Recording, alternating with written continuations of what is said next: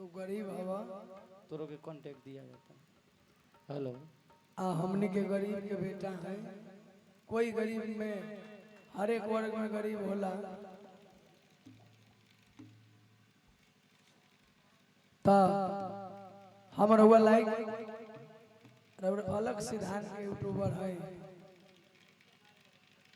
आज भोजपुरी में एगो जैसे महाभारत में रमन भाई, जैसे महाभारत में वीर अभिमन्यु के साथ में धोखा से अभिमन्यु के मारल गए रहे, सारा नियम कानून के धजिया उड़ा दिल गए रहे। वही आज हमारा सब में बहुत बा। और ई भोजपुरी के जौन हमारा संग में होत बा, ई जनता लोग आज 5000 रमन भाई हमारा मोबाइल पर रमन जी फोन आयल बा। हमार समर्थक लोग के उनका लोग के धन्यवाद बा। लेकिन चैनल पर मान ली वीडियो डलाई, चैनल वाला डलस, चैनल वाला के कोई वीडियो हम उतारे के नहीं कहो। अगर मान ली कि कलाकार के कोई जात नहीं के, कलाकार एक जात के होला, मीडिया यूट्यूबर एक जात के होला। तो एगो मीडिया के कोई गाड़ी देवत तो सब मीडिया पर प्रभाव पड़ी। एगो चैनल वाला के अगर कोई कुछ बोलत तो ओकरा पर प्रभाव पड़ी। बताई सनातन धर्म के लोग कहत बा हमार व्यास भाई लोग बूढ़ा सिंह अपना गलती के स्वीकार कर ले, तो जे गलती के स्वीकार कर लेलक ओकरा से बड़का, अब जे गलती स्वीकार कर लेलस हमहू कहनी कि तार माई जौन हमरो से बुलाइल है। लेकिन एकरा के 2-4-10 गो व्यास लोग बा पूरा वायरल कइले बा। जाए दो, तू जीवन भर गीत गौला लोग, जिंदगी भर वो वीडियो में हम गाड़ी नहीं खेदेले, हमरा माई के गाड़ी दियात बा तो हम रोके गइल बानी। वो बड़ भाई हमार गुरु भाई हो बूढ़ा से, लेकिन वो वीडियो के उडालल गइल बा। अगला माफी मांग लेलक, अजीत भाई के भी धन्यवाद देम हम। तो जब माफी मांग लेलक ब्यास लोग चढ़ावत बा तो हमारा पर पड़ता तो हम तो झेल ले, गरीब के बेटा है तो दुखे में जन्म भइल बा। लेकिन उनका लोग पर पड़े तो सबसे पहले अरुण अलबेला बोले। आज सब कोई मजा लेवता, सब कोई जे अपना के ऊपर का में बा तो ठीक बा। जेकर वीडियो संदेश जाई कारण कि भैया हमरा माई के गाड़ी वो गलत तरीका से दिया बा हमरा सीता माई के, तो एकर विचार भगवान करी है। आ जे वीडियो से मजा लेवत बा हमरा माई के गाड़ी शेयर करत बा, ओकर कुछ ना ओकर बेटा मर जाए चढ़ाई है। जब कलाकार के माई तब ओकरो माई हमारो माई हमार माई के गाड़ी के वीडियो चढ़ावता ओकर बेटा मर जाए। ऐसे आगे कुछ ना। अब गीत देम बढ़िया बढ़िया निर्गुण तो लोग चढ़ाई। हेलो अरे वो रात भर बैठल नहीं हो, मोह लागल। सबसे पहले रहुआ ये वीडियो के चढ़ाए। अब रख ली दोसर का गीत लोड। हेलो एकरा के कम करी। हाँ बेस बोलत। हेलो हेलो हेलो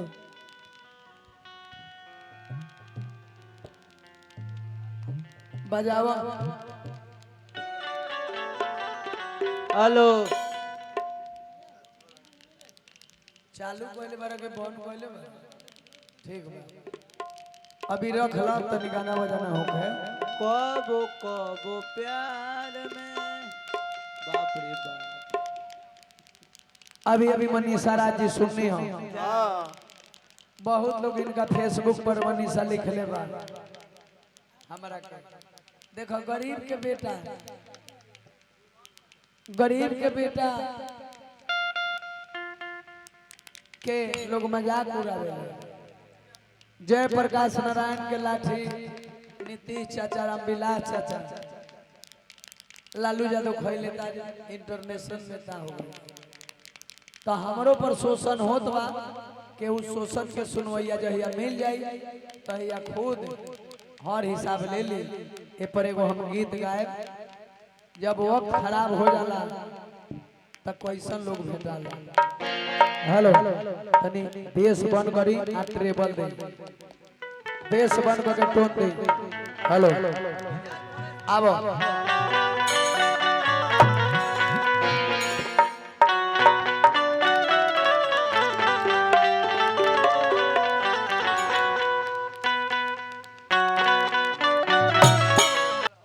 अब राजनीति के गावन, गरीब के आवाज आ गरीब के सर बुलंद करे वाला अपना जमाना के मुख्यमंत्री। देखिए दूगो मुख्यमंत्री बाबा साहेब के संविधान घर घर जाके लालू यादव बतैले, रामविलास पासवान आ लालू यादव आ नीतीश कुमार, ये तीन गो नेता का जवाब नहीं था। दलितों का नेता नीतीश कुमार काम किए हैं, ये सही बात है, गलती। और लालू यादव संविधान को बात हम सभी बहुजनों को, गरीबों को, शोषित को, वंचितों को बताने का काम किए हैं। आज लालू यादव नहीं रहते तो आज बोलने की अधिकार तो संविधान दिया है, लेकिन उसी संविधान को श्रवण लालू यादव करके, यादव लोग तो बहुत है इस धरती पे, लेकिन लालू यादव बाबा साहेब भीमराव अंबेडकर की कथाओं को घर घर तक पहुंचाने का काम किया। तो आई तने लालू काका पर गीत गावे के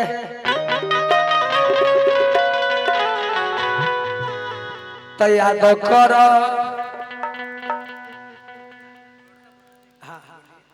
लालू यादव और बाबा भीमराव के तो अलग ही बात है, पर हम लोग यादव सबका सम्मान करते हैं। मैं आपका सम्मान करता हूँ। मैं भोजपुरी को उतना बड़ा वो मतलब उन सबको फेवरेट नहीं समझता हूँ, पर मैं आज शायद पहली बार भोजपुरी सुन रहा हूँ और मैं अपने गांव में आया हूँ, पर मैं आपका सम्मान करता हूँ। और मैं पहली बार मनीषा राज और अरुण अब्दुल्ला आपको प्रदुमन परदेसी को मैं पहले 2022 में सुन चुका हूँ, जब मेरे बड़े पापा सौखीलाल राय जो भी उनका डेथ हुआ तो मैं सुन चुका हूँ।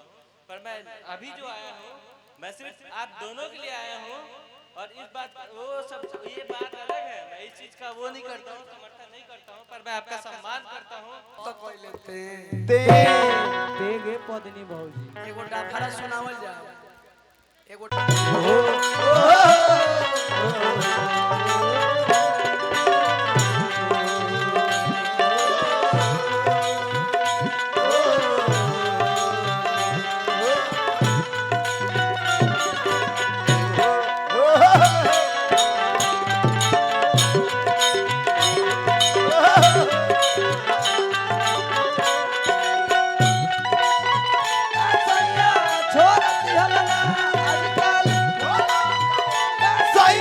छोड़ दिया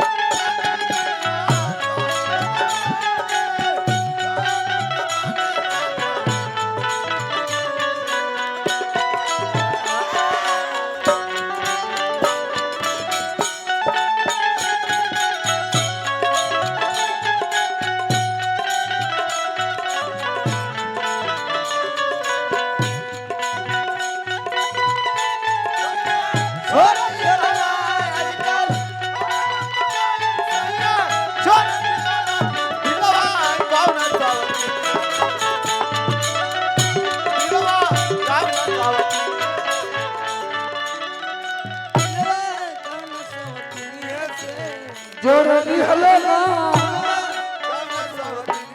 साउंड वाला भैया